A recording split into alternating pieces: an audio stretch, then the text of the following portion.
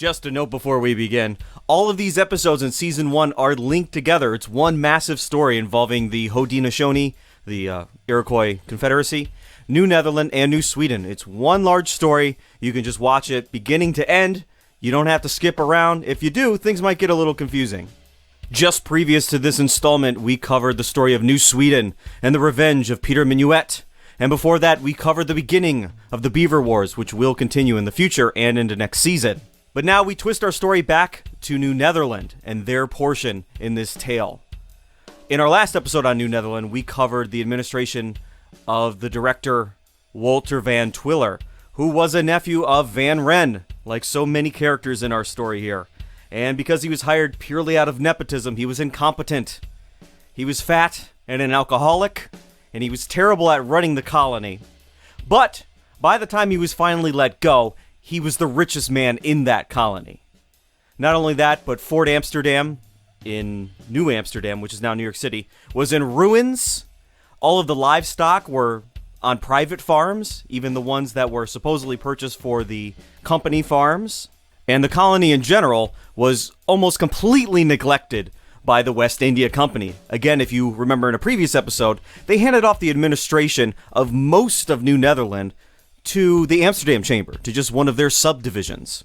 Over the period we've been talking about, the New Netherland colony never really made a profit for the Dutch West India Company and actually cost them money. But the Dutch West India Company made so much money elsewhere, New Netherland was more or less a write-off. They didn't have to think about it. Although it lost money in the grand scheme of things, it was such a small financial loss compared to their gains. It actually allowed the colony to survive because they never decided to just cut their losses and back out of it. Just an example of how profitable the rest of the world was to the Dutch West India Company. Peter Heijn, he's a Dutch pirate, privateer. He works for the Netherlands. He works for the Dutch West India Company. He intercepts a Spanish fleet in November of 1628.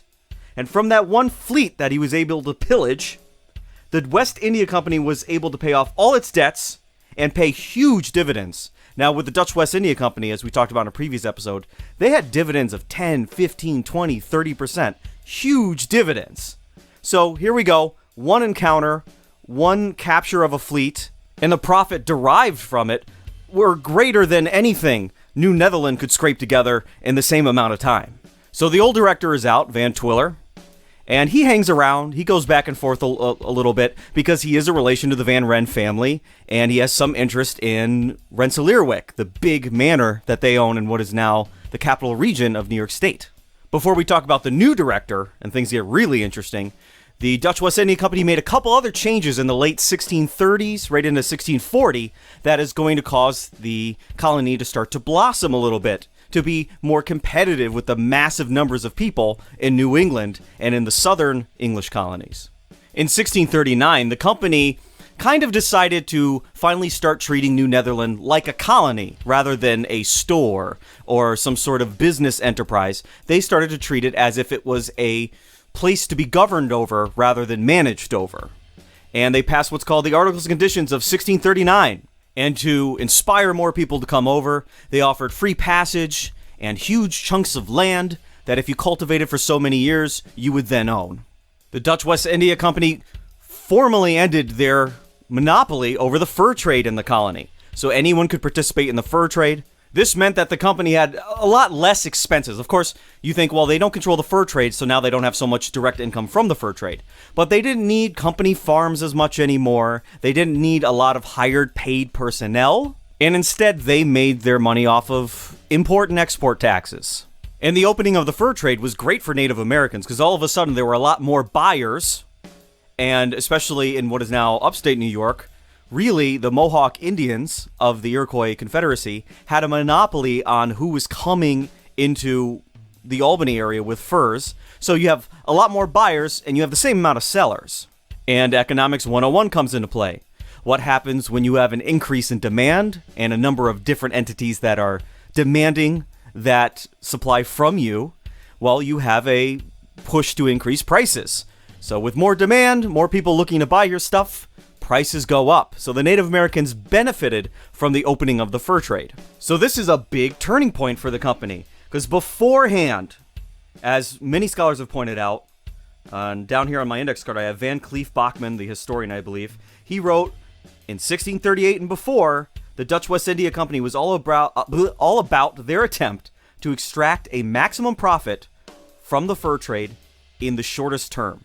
After this magical 1639 date, with all these new programs put into place, Thomas Condon, another famous historian, well, famous to me anyway, he says that the West India Company began to think of New Netherland as a breadbasket for the other West India Company holdings. So it's not so much that New Netherland was a loss, a center of not profit. Rather, it would support the areas of this Dutch West India Company enterprise that were profitable. So a lot of the islands in the Caribbean and down in Dutch Brazil, where they're growing sugarcane and they're making these cash crops to sell really quickly, well, those people need food. And if you're going to just destroy an entire island in the Caribbean and grow sugarcane on every square inch, you still need to bring food in to feed the slaves, which we're going to talk about slavery a lot in another episode, but also the workers there. So if you're growing cash crops, you're not growing food, and that could be a big problem. The English southern colonies had that problem quite a bit. Starvation was a huge deal in places like Jamestown very early on, like the 1620s and the 1610s, because you're growing crops to sell, not to eat, and you can't eat tobacco. Well, you can eat tobacco, but I would advise against it. So I'm done setting the scene now. We've talked about company business. Now let's get into the character of our new director, Willem Kieft. When Kieft shows up to relieve Van Twiller, he shows up like he's a visiting king or the Pope showing up in some city full of Catholics. And he made it very clear as soon as he showed up that his role in New Netherland was to be like the Prince of Orange in the Netherlands, essentially the noble leader of the nation. So never before had a director come in with this idea of nobility on their back. So this guy's going to be a far different character than the other characters we've seen, even some of the more incompetent ones. Pretty much right away, one thing that he does is that the colony has an advisory board under the director. It's called the Council of 12. That number changes every now and then, so in the future we'll see a Council of 9, a Council of 8. Well, they had a Council of 12, and everyone had one vote. He gets rid of the Council of 12, and he makes a Council of 2. It's him and his assistant, and he gets 2 votes. So essentially, out of the 3-vote total, Kieft's going to get his way. As you can imagine, this is incredibly unpopular among everything else this guy does, pretty much. And there's going to be letters written to the Netherlands almost immediately. Just people flinging letters across the Atlantic to the Dutch West India Company like, who is this guy? Where did you get this guy from? We got to get him out of here. And a lot of those letters, I believe, were blocked by Kieft or never really made it to their destination. But pretty much all the information we have on this guy comes from letters written by people who lived in New Netherlands who hated this guy. So we might have a biased view, but that's the only one I have for you. In these letters are all sorts of colorful language. One letter says, before the wars even started, Kieft was only in the colony to provide for himself, much like Van Twiller, just amass his own fortune. And this seems to be a pattern among directors ever since Peter Minuet was fired, that these guys are just here to make money for themselves. Another letter mentions how divisive this guy was. He took this small, spread-out community of people in New Netherland, and he forced them to take sides, and it said that whoever were on his side could do nothing amiss. So any sort of trading dispute, any sort of legal matter, any sort of bidding to purchase new land, if you were his friend or on his side, you would win over anyone who wasn't. But his defining characteristic, at least through these surviving sources, of which there are many, but they all seem to hate him. So you have a diversity of sources, you have a wide range of sources, but they all agree that this guy is a terrible person. The defining characteristic that I have gleaned from these documents is that Willem Kieft was a coward. And I'd go further than that. I'd say an incompetent coward. And I'll start building the case for that right now. So before the wars happened, which we haven't gotten to yet, and it's going to get intense, Kieft never collected debts. So it's known that when the next director comes in, he's got all these unpaid debts that he has to go around and collect. So Kieft never wanted to get into that awkward situation where he had to go collect money from people. So people just ran up debts against the company or against each other, and there was no enforcing power because Kieft didn't necessarily want to get involved, it seems like. Which is fine. If everything is working smoothly, an incompetent person can run anything, right? If you have a business that just sort of runs itself and you have competent workers under you, you can have a boss that is nearly useless as long as everybody else is on their stuff. But when something truly drastic or something truly bad happens, you got to have somebody at the top there who suddenly knows what he's doing. And so the colony is actually growing. So the colony grows to about 3,000 people in this time of relative peace. Kieft is the director. Things are kind of crumbling, but there's so many people coming in. There's so much interest. The fur trade has opened up, like we said. Things are actually going pretty well. Just like under Van Twiller, who was also incompetent, things are still chugging along. The machine is moving by itself. But remember, as Minuet was heading out and Van Twiller came in, right in that transition period where the colony would be vulnerable, the English started pouring into the Connecticut Valley, and they ended up taking over that portion of the colony. During the same gap in leadership between Van Twiller and now Willem Kieft, the Swedish moved into the Delaware, which we covered in the last episode. So now, territorially, 2/3 of what was New Netherland under Minuet is gone, and 1/3 of it Minuet took himself for the Swedes. So it was up to Kieft to respond to New Sweden, which we really haven't gotten to yet. How is he going to show his strength and say, hey, we're bigger, we're badder, we have all the rightful claims to this area, we want it back? Well, this is how he responds. And again, this builds the case of his incompetence. One thing he does, he sends a letter to New Sweden, to Fort, what did we call it? Fort Christina. He sends a letter, and the Swedes are like, yeah, thanks for the letter, we're not leaving, you can't do anything about us here. Another thing he does, he erects the arms of the Prince of Orange at the front of the Delaware River, and that'll get him. That'll show who owns this river. And of course, the Swedes just knock over the arms. They don't care. The coat of arms. What does it matter to them? So Kieft, mostly through inaction, allows New Sweden to survive, and not just dig in like we covered in the last episode, but start to grow and flourish and have a sustained settlement there, which would only deepen the legal case they have to owning that river valley. Back to the other end of things, Kieft even starts talking to the new governor of New Haven, which was formerly Dutch territory in what is now Connecticut. They open up a written relationship between letters. And the governor there, Governor Cogswell, I believe, Cogswell, he says to him, this is where we live. Don't worry about us expanding. We're going to be over here. We wouldn't even touch the Delaware now. We got the Swedes down. Now, we're not even going to bother with it. And Kieft was like, okay, I'll take your word for it. And then before you know it, you have people from New England settling on the Delaware. You got the Swedes down there already. You have the Dutch who are still trying to maintain some forts for trading purposes. And then all of a sudden the English show up, 20 families total, to settle in the Delaware. And I believe they actually they get off the boats, they make it down there, and they start building this settlement. And of course, who gets tipped off about this first? It's the Swedish. Kieft again is near powerless, and it's only with the Swedes, who are very few in number, that the two of them force the English out of there. The man can do nothing decisive on his own. Another important piece of the puzzle, that this man is incompetent. Now, if you have family going back to New Netherland and you do your genealogy, you might find that around the time that Kieft was the director, all of a sudden you have some English relatives pop up in your story. Well, Kieft was the first guy to really welcome new settlements of English people to settle all along Long Island and basically downstate New York. So all of a sudden he's allowing English settlers into the colony. This might be part of the plan to make it an agricultural colony and have a steady supply of food to send elsewhere. But you're allowing them to make settlements that are almost entirely made up of people from New England, and then having them swear allegiance to the Netherlands or the company or to the director. So it's always tenuous, because they're technically your subjects, but 20, 30 miles away, you have a whole number of colonies at the edge of this area we call New England that are loyal to the King of England. And this English population inside of the colony, sanctioned and everything else, it's going to come back to bite the colony in the butt years from now. We'll talk about that in a future episode. I don't want to spoil that. Within New Amsterdam, Kieft tried to pass a tax on beer. And believe it or not, back then, taxing alcohol was a big deal. That nearly caused absolute chaos. It nearly caused an uprising. But based on the sources, it was a successful tax, and it stayed long after Willem Kieft was gone. So there's one thing he might have pulled off successfully.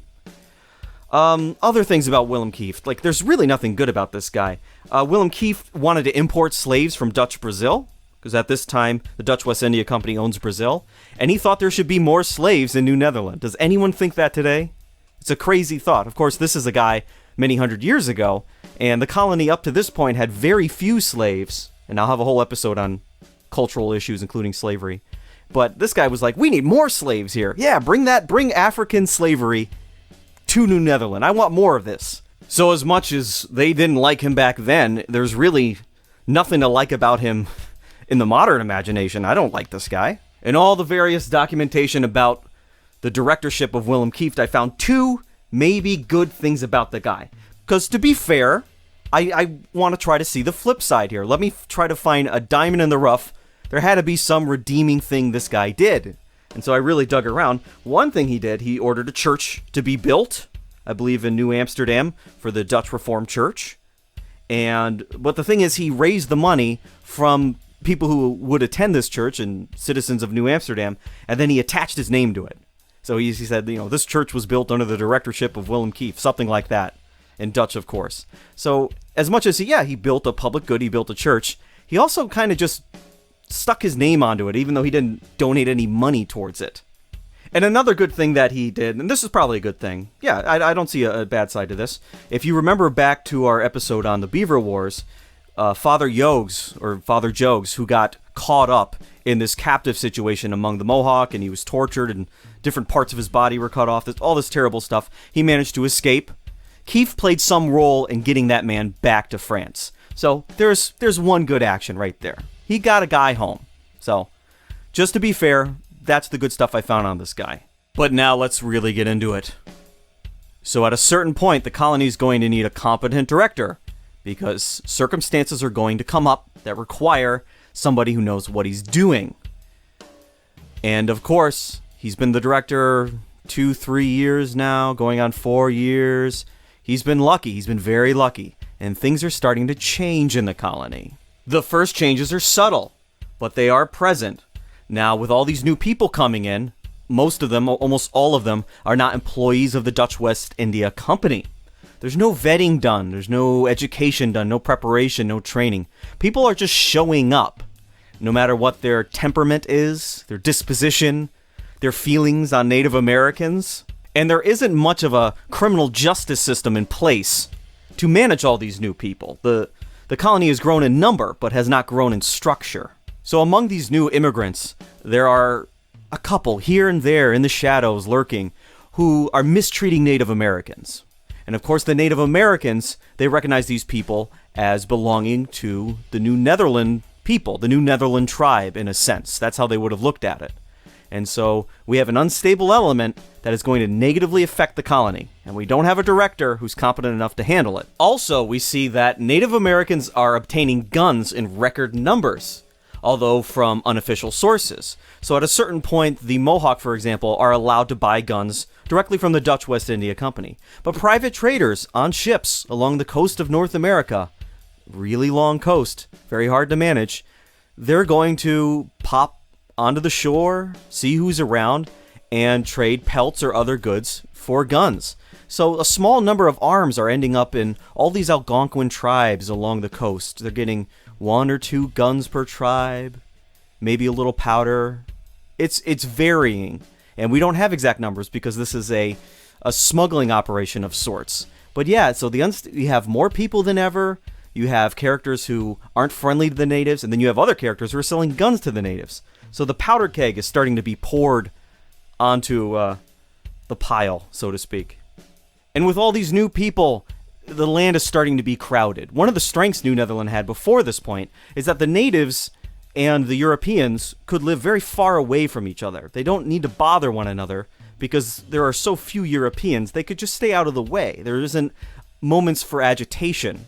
So typically when they interacted, they planned on it. They walked to a trading fort.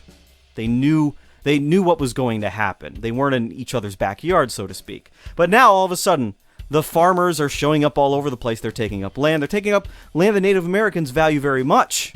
So new problems started to emerge, similar to the problems the Native Americans faced with the English in New England, where cattle The Europeans basically allowed their cattle to go about. They didn't fence in their cattle at this time, their livestock. A lot of it was allowed to wander during certain seasons of the year. Well, if that cattle ended up anywhere near Native American territory, the Native Americans would go, well, that's an animal. It's a wild animal. It's near my territory. I'm going to hunt that animal. And even if they recognized, oh, that's a European-owned animal, I shouldn't hunt that thing, those animals were eating Native American crops, Native American corn. Because the Europeans didn't fence a lot of their livestock, the Native Americans did not fence their crops. So we have a difference of culture, which in close proximity creates a lot of friction. You have animals that aren't penned up eating crops that aren't penned up. Whereas the Native Americans typically kept a lot of animals in pens, like bears. They had domesticated bears. If you go back to the episode on the Indo-Mohawk country, the episode on Indo-Mohawk country, which is a journal by Vander Bogart. So sorry for the brain fart there. So you have animals in pens, and then you have open crop fields among the Native Americans. Then among the Europeans, you have animals roaming around, and you have fences around their crops. And this causes problems. Native Americans are like, you're eating my corn, your animals are eating my corn. And then the Europeans are like, well, you killed my pig. So we're having like a Hatfield and McCoy situation here. And now to make things worse, to light the first match, throw it on the powder keg, things are going to start going off now. Willem Kieft wants to collect a corn tax. Now, this is something the English had already done for about 2 years, but Kieft in 1639 said, well, I need to support this colony. I need to show my bosses that this colony is productive and I'm doing my job. I'm going to start doing what the English did and collecting corn as a form of tax from the natives within my perceived territory. At some point, he claims that the company told him to do this, but it seems like the primary source authors doubted this, and that this was his idea inspired from the English model. The fact that he wanted to tax Native Americans came to a surprise to all of the Native Americans. As they weren't living on reservations or inside of Dutch towns, they were still very much in control of their own tribes and villages, living as they always had. They just had Dutch neighbors now. So these Native American tribes were like, you're gonna take our corn? You don't provide us anything. You aren't ruling over us. We are allowing you to live here. And we outnumber you greatly, so you should probably listen to us. One sachem of a tribe is quoted as saying, "How can the sachem at the fort dare to exact a tax from us? He must be a very shabby fellow. He has come to live in our land when we have not invited him, and now he attempts to deprive us of our corn for nothing.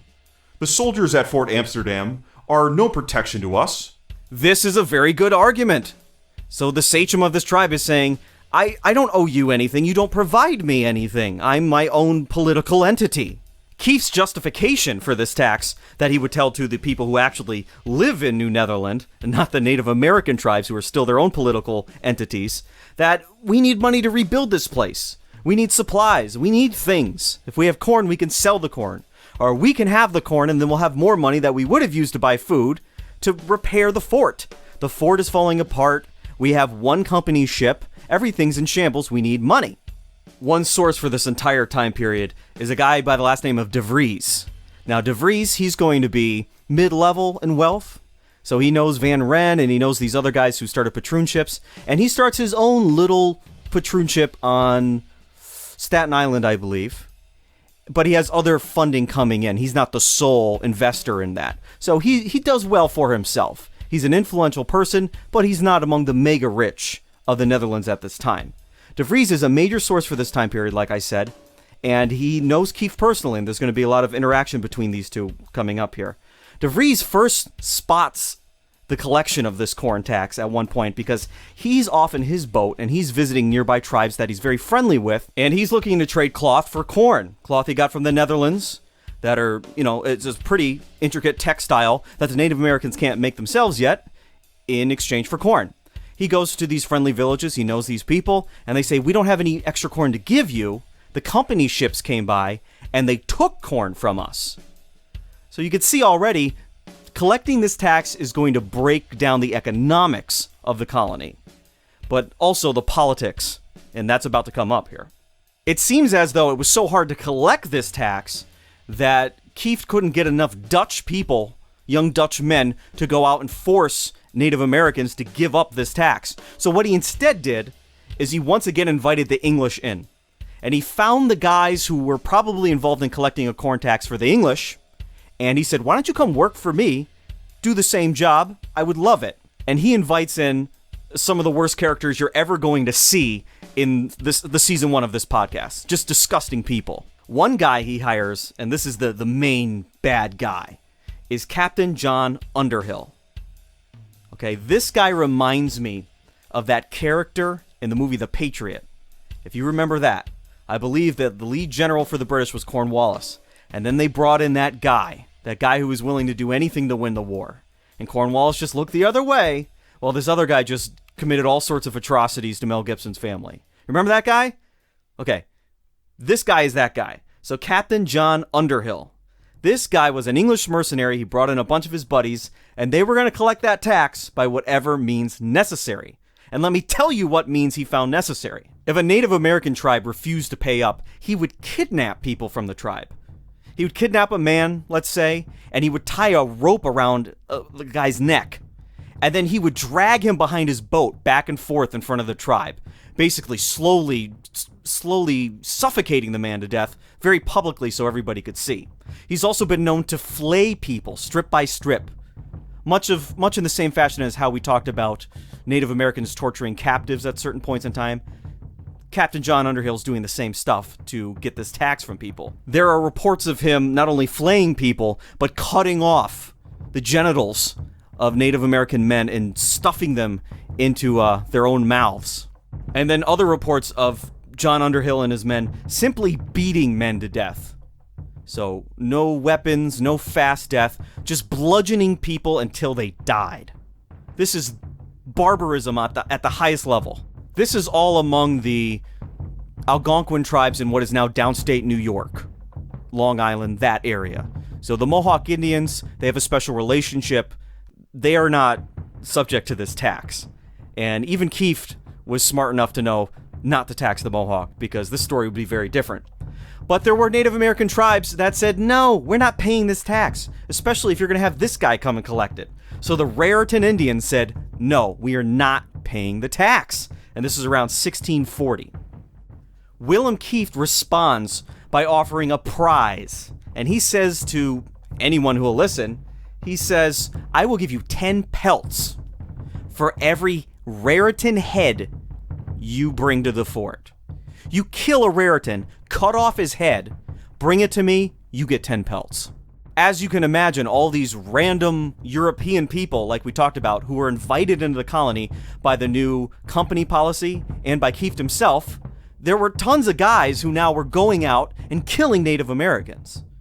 Now, it didn't have to be Raritan necessarily, because I doubt Kieft knew the difference in appearance between a Raritan and another tribe from downstate New York. So Native Americans were now suddenly not only afraid of other Native Americans in the pre-existing political landscape that they had always had, but now you have random Europeans slaughtering natives for no other reason than to make a profit. So we have close proximity, we have an unstable immigrant population that just came in, we have a bounty on Native American heads. Now tribes are very quickly rebelling against any sort of Dutch rule.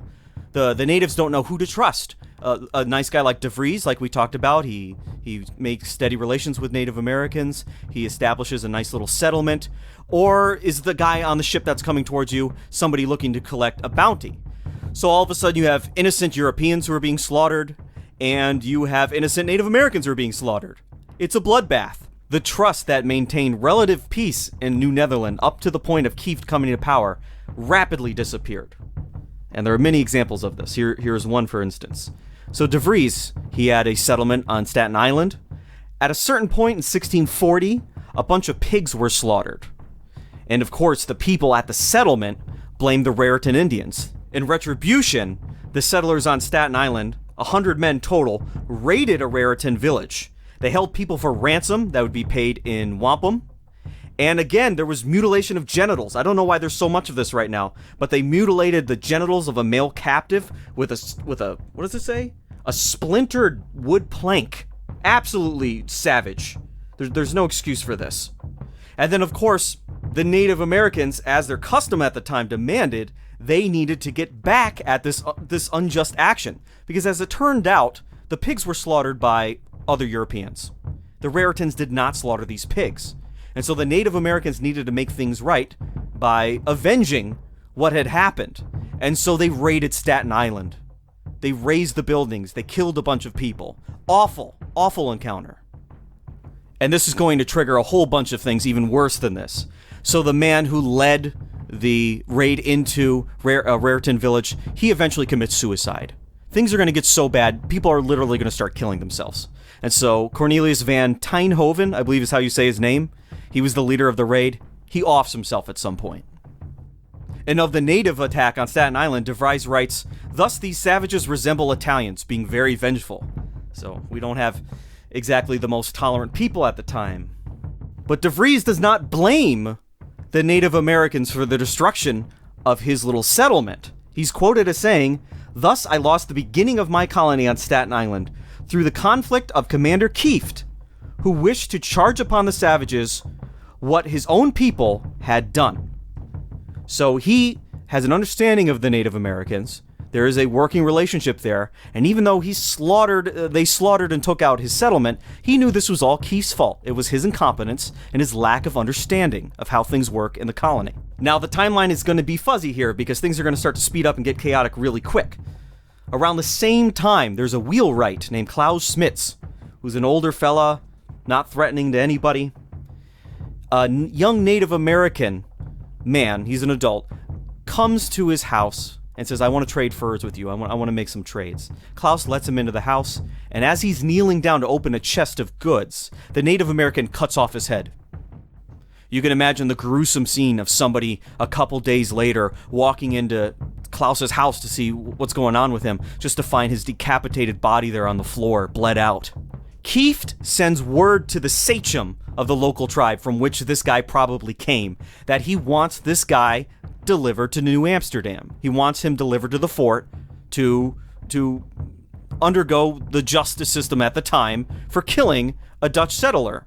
The sachem says that no such thing is going to happen because this murder was vengeance for when that guy's uncle, when he was a child, was killed by a Dutchman. You see, the Native Americans, they see everyone as teams. You're not individuals necessarily. So you kill one of ours, I'll kill one of yours. So this young man who killed this old wheelwright is saying, my uncle was killed years before by a Dutchman, and this was my revenge. Now we're equal, a death for a death. The sachem, probably emboldened by the fact that all these tribes were outright refusing the corn tax, exposing the weakness of New Netherland, went so far as to say that he was sorry that 20 Christians had not been murdered. Around the same time, another Dutchman was looking to trade with a Native American, and they traded some baubles or something back and forth. Oh, I believe it was alcohol. I believe they were dealing in alcohol, and the Dutchman stole the Native American's fur coat. And of course, a couple days later, to avenge this theft, that Native American shot the Dutchman off his roof with an arrow in the back, killing him. Kieft again demanded justice based on the Dutch system of law that he was trying to uphold. Whereas in the native system of law and order, justice had already been wrought. It already happened. Everything has been resolved. At this point, Kieft is quoted as saying, "We need to exterminate the Native Americans. We need to get rid of them totally." Essentially, he made a similar argument to Adolf Hitler with this idea of Lebensraum, the idea of living space. The area that's now downstate New York was filling in with European immigration, and it was time for the Native Americans to go by any means necessary, and that includes extermination. Just to note again, this did not include the top of the colony, the area that's now the capital region of New York State, which was next to the Mohawk Indians and the Haudenosaunee. They had a great relationship, and every crazy thing that's about to happen, upstate New York was mostly spared from it, because they had the protection of the Iroquois Five Nations people. So when I generalize and say Native Americans for the rest of the episode, just remember that the Five Nations were almost completely on the side of the Dutch, And while all this warfare is going on, they are raiding other Native American groups in what is now downstate New York, Pennsylvania, Long Island, all the way into Maryland and Delaware. So back to Kieft with his plan of just outright extermination. He wants to raise up a huge military force. He doesn't have the money to do that. And so he actually went into negotiations with various governments in New England to mortgage off large parts of New Netherland on behalf of the Dutch West India Company to raise up a mercenary force to defend the lower half of the colony. So again, he just keeps inviting the English in. He's allowing them to take bites out of the integrity of the New Netherland colony. It's not a good thing. Additionally, he increases the sale of firearms to the Mohawk and to the Mohegan because he knows they're enemies of these downstate tribes. He is truly looking to eliminate these tribes, to kill everybody. He wants to kill every one of his enemies. There is no surrender. He doesn't want capitulation. He wants utter desolation of anyone who doesn't like him in the Native American world. And in some cases, Kieft gets precisely what he wanted. So in 1643, the Mohawk come down and they just decimate these downstate tribes, what would now be downstate New York. Just ruins them. And it causes a mass migration out of the area to the interior of the continent or further down south, closer to the southern English colonies. That it would affect us to this day. There are tribes that just simply disappeared during this year. Complete horror. One group of 1,000 Native American refugees from these Mohawk raids ended up in Pavonia, which was a settlement in New Netherland. It's now Hudson County, I believe, New Jersey. And this group of refugees, probably from several different villages, maybe different tribes, send messengers to Fort Amsterdam, to Kieft, asking for help, assistance. They are refugees. They're starving. They're hungry. They're cold. They're scared. The Mohawk are coming for them. Please, anything, help us. Kieft consults with some of the best people in the colony, people who've been there for a long time, people who know well better than him what to do. And he seemingly ignores everyone. Nobody wants something bad to come of this. And in fact, De Vries says something to the effect of, you're going to end up shedding Christian blood because of what you're thinking about doing. And what was he thinking about doing? Here's a quote from Kieft himself. We entreat that immediate hostile measures may be directed against the savages. They have not yet delivered up the assassins of Smits and Van Vorst, and thus these murders remain unavenged. The national character of the Dutch must suffer. God has now delivered our enemies into our hands. Let us attack them. The existing records of what happens next says that basically nobody supported this move, except for the mercenaries and the hired hands that Kieft had. Whether that's true or not, we can't know. But what ended up happening is that Kieft sent troops to Pavonia in the middle of the night. These were refugees.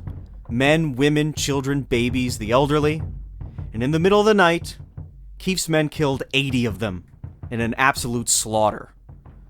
There were nearby farmers who witnessed natives being cut to pieces, missing limbs, running into the wilderness, not even aware that they'd be dead in minutes because of blood loss, just adrenaline taking it over. Absolutely horrific scene that was completely unjustified, as these were defenseless, not armed people sleeping at night. A 19th century historian described the scene as, the noise of muskets mingled with the shrieks of the terrified Indians. Neither age nor sex were spared. Warrior and squaw, sachem and child, mother and baby were alike massacred. Daybreak scarcely ended the furious slaughter. Mangled victims seeking safety in the thickets were driven into the river. Parents rushed to save their children, whom the soldiers had thrown into the stream, were driven back into the waters and drowned before the eyes of their unrelenting murderers. De Vries, who knew some of these people probably and advised against this massacre occurring, he writes, I sat up that night by the kitchen fire at the director's. About midnight, hearing loud shrieks, I ran up to the ramparts of the fort, looking towards Pavonia. I saw nothing but shooting and heard nothing but the shrieks of Indians murdered in their sleep. This source, I believe, came from a man with the last name Vanderdonk, who we'll talk about quite a bit in the future.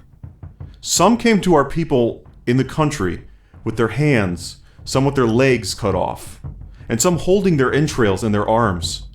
And others had such horrible cuts and gashes that worse than they were could never happen. And these poor simple creatures, as also many of our people, did not know any better than that they had been attacked by a party of other Indians, or Mohawk. After this exploit, the soldiers were rewarded for their services, and the director Kieft thanked them by taking them by the hand and congratulating them. Indeed, another source records that when the men did come back from this massacre, they came back with heads. Heads of dead men and women, children's heads, and Kieft was overjoyed and celebrated them as if they had just won this undefeatable battle against a invincible foe. Absolutely disgusting. Kieft once again not understanding that revenge had to be enacted upon New Netherland to make up for the fact that these refugees from several different tribes were murdered for no reason. And this sets off a powder keg. And raids are all over the place. The natives rise up and form war bands. They start slaughtering farmers, taking the wives and the children as captives. Absolute destruction. The entire colony, in its lower half, starts to shrink back into Fort Amsterdam. People are running to the fort. They're leaving their farms. Everything's being burned down. People are being killed. They're being taken captive. This is the apocalypse for New Netherland. Various sources say that Kieft alone in his actions caused there to emerge Native American alliances that never existed before. And during this period, as many as 12 Algonquin tribes went to war with New Netherland. They rose up and they just started destroying everything. And they felt justified in their actions. In 1643, come time to plant crops, there's an uneasy truce. But when the crops are picked, the war starts again.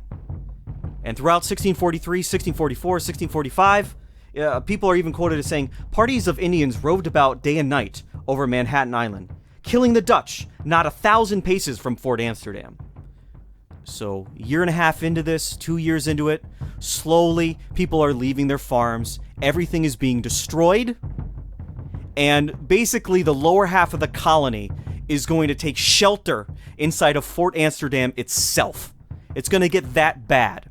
Now, to prove this point, the population of New Netherland from the time of about 1640 to the time that this guy, Kieft, is going to get fired, goes from about 3,000 people to 1,000 people. 2/3 of the population are gone. Killed, captive of the Native Americans, or they go back to the Netherlands. The lower half of the colony being pushed into Fort Amsterdam, everything being abandoned. The Dutch would sometimes send out raiding parties to attack the Native Americans. Native Americans would send their raiding parties to attack the Dutch. Many times the Dutch raiding parties would be led by these English mercenaries who we talked about. Here's one account of a Dutch raid. On arriving there, the Indians were wide awake and on their guard, so that ours determined to charge and surround the houses, sword in hand. They demeaned themselves as soldiers and deployed in small bands, so that we got in short time 1 dead and 12 wounded. They were also hard pressed that it was impossible for one to escape. In a brief space of time, there were counted 180 dead outside the houses. Presently, none burst forth, keeping within the houses, discharging arrows through the holes. The general perceived that nothing else was to be done and resolved that Sergeant Major Underhill to set the huts on fire, whereupon the Indians tried every means to escape, not succeeding, in which they returned back into the flames, preferring to perish by fire than die by our hands. What was most wonderful is that among the vast collection of men, women, and children, not one was heard to cry or scream. According to the report of the Indians themselves, the number then destroyed exceeded 500. Some say a full 700. Now, this is just one example. On the native side, not only did they destroy the Dutch settlements in what is now downstate New York, they also ravaged the English settlements that were part of New Netherland. They were sanctioned by Kieft. Anne Hutchinson. If you know anything about New England history, you know who Anne Hutchinson is. She was murdered along with her family. Horrific. As everything came crashing down around Kieft, the Mohawk in upstate New York, they would chastise the Dutch in what is now the capital region at Fort Orange, that you should go help your people. You should help the people at the end of the Hudson River. You should go help those people. They're of your tribe. They're of your people. Why aren't you helping them? So even the Mohawk were like, everything's going crazy down there. You're part of that tribe. You should go down there and help them. Of course, the people up at Fort Orange didn't send much help. But it wouldn't matter if they tried. Because starting around this time, other tribes were now jumping on it, right? They saw the weakness in New Netherland. And anyone who could see any profit from it, they jumped into the conflict. The Wappinger Indians, who I've never mentioned before. They're living in the mid-Hudson region. And now as ships are coming down from the northern part of New Netherland, from Fort Orange, they're stopping those ships. From Rensselaerwyck, the patroon ship. They're stopping those ships. They're taking people off those ships, taking the goods. They're killing the people on board, and they're taking people hostage too. Or captive, rather. Into 1644 and 45, things get even more desperate. The majority, I imagine, of the population left in the southern portion of the remaining existing colony are stuck in the fort. Things are getting claustrophobic. People are getting scared. There's no food supply. Crops aren't being allowed to be grown. They're being raided and burned over year after year. Kieft finally starts sending out diplomats instead of raiding parties to talk to the natives and say, let's come to some sort of resolution, a permanent fix here. And the natives respond by calling them corn thieves. So you're not Dutch anymore. You're not some foreigners with great things to give to us and things to teach us. You're not Christians, as a former sachem called the people. You're just corn thieves. That's all you are. We distrust you. We're not going to negotiate with you. Kieft realizes the end is near. He's going to be recalled. The truth is going to come out.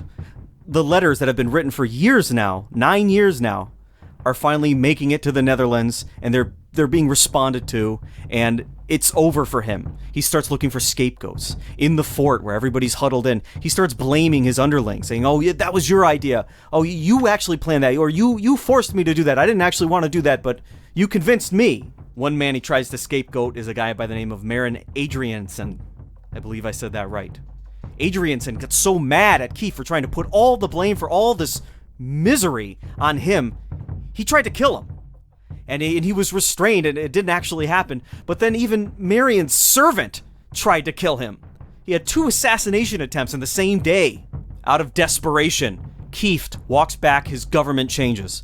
Instead of him having 2 votes and his assistant having 1, and those 3 votes being the rule of the colony, he reassembles an assembly of men. He calls it the Council of 8. And the first thing that Council of 8 does, they're scared, they're hungry, all of their investments have been destroyed. The natives, not 1,000 yards from the fort, are ready to pick them off. The first thing the council does is say, you need to be recalled. Kieft has lost all support. He's been exposed for the incompetent failure that he is, and the horrible person that he is. One thing we haven't talked about yet, well, we did a little bit, is that he's a coward. Among all these atrocities and raiding parties, cutting off of heads, all this stuff, he stays at the fort. Not once did he participate in these military endeavors, but he would pay the English to do it for him, to do his bidding. Now you might say, well, this is typical for the time, this kind of violence, this prejudice. But in all of the surviving documentation, it's very clear that the Dutch themselves did not approve of these actions. Overall, they found these things disgusting, what was going on, what Kieft was doing. So even by the standards of his own time, in his own culture, he was a horrible human being. Peace, or some semblance of it, was eventually achieved in the southern part of the colony through the efforts of not Kieft, but men like De Vries and Adrian van der Donk, who I mentioned earlier. And for his efforts, he was awarded the title of Jonkheer, which means young lord in Dutch, and awarded a big stretch of land north of New Amsterdam, and that became Yonkers, New York. That's where we get that word from. But the problems caused by Kieft's war, as it will be known, the depopulation of both the European and native populations, the tattered relations with natives, which in some cases will never recover for the history of New Netherland, inviting in the English, allowing the Swedes to settle on the Delaware, the list goes on.